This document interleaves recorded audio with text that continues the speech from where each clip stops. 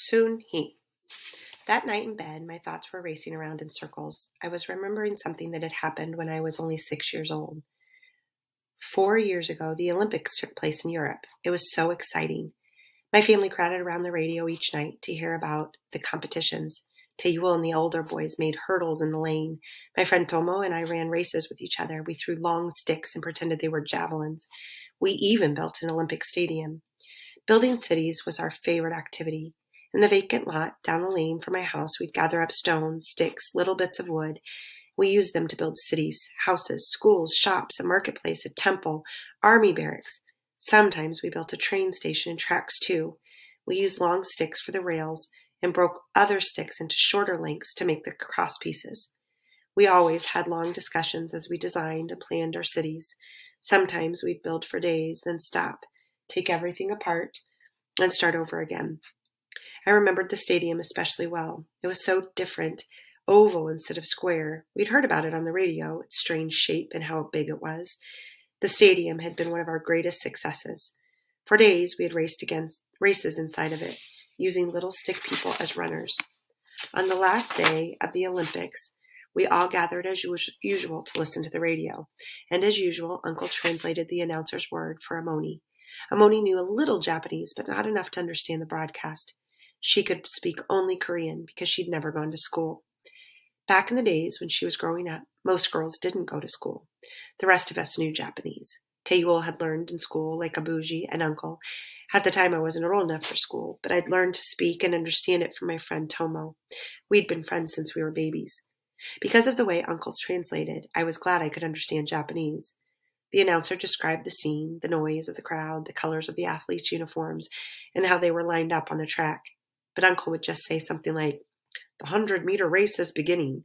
He never translated the details, but Amoni didn't seem to mind. Now Uncle listened to the announcer for a few moments, then turned to Amoni. He said, "Instead of a baton, the French relay team will be passing one of those long loaves of bread." Of course, the announcer never said any such thing. Uncle was making it up. Teyuel snorted, and I hid a smile behind my hand. Amoni rolled her eyes doubtfully. No, it's true," Uncle insisted. "It's a national symbol for them. They obtained special permission from the Olympic Committee to use it." The committee said yes, but each time a runner receives the handoff, he must take a bite of the bread. He acted it out for her, pretending to receive a bread baton and then taking a bite of it while running. Teyuel and I laughed. Even Abuji smiled.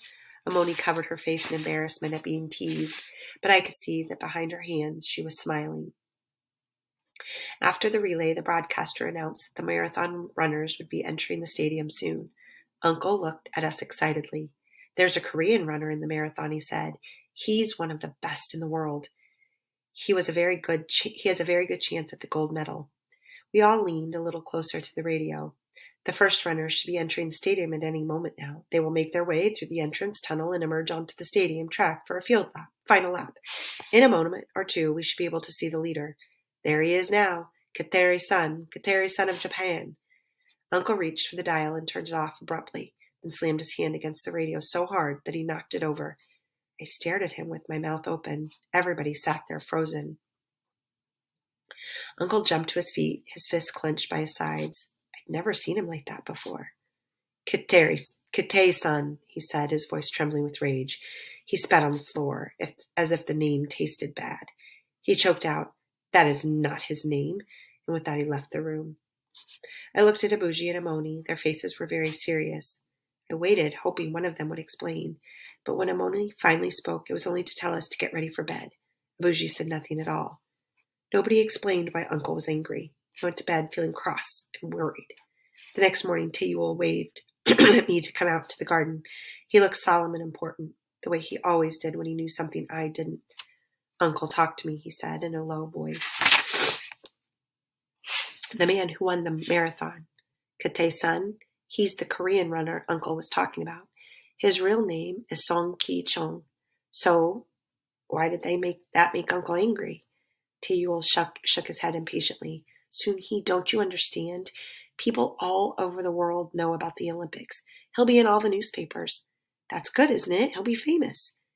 He was wearing the Japanese flag on his uniform. The newspapers will give his Japanese name. No one will know he's Korean. They'll all think he's Japanese. This is what I was remembering the night we all chose our new names. New for us, but the Japanese had renamed people before. I only meant to remember that much, the part about Son Ki Chung's Japanese name. But remembering isn't something you can stop doing just because you want to. My mind kept going, even though I tried to turn it into another path. I saw Uncle's face floating above me in the darkness, covered with bruises, his lips split and bleeding. It's all right, I told myself firmly. He's all better now.